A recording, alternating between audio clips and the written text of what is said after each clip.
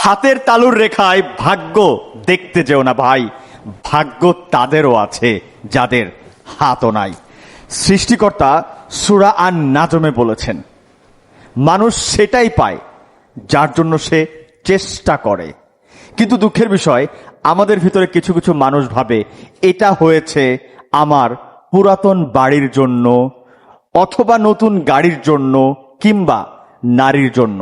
সবচাইতে ভয়ঙ্কর ব্যাপার তো তখনই ঘটে যখন মানুষ নিজের চেষ্টা ছেড়ে দিয়ে ভাবতে থাকে এটা হয়েছে ওইটার জন্য। প্লিজ এই কাজটা আজকে থেকে বন্ধ করুন।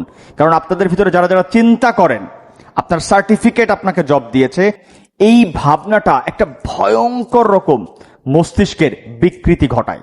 তাই যদি ছোট ছোট কোনো মাধ্যমকে আপনি আপনার ভাগ্যের বড় কারণ হিসেবে দেখেন, তবে সেটাই সবচাইতে বড় দুশ্চিন্তার কারণ।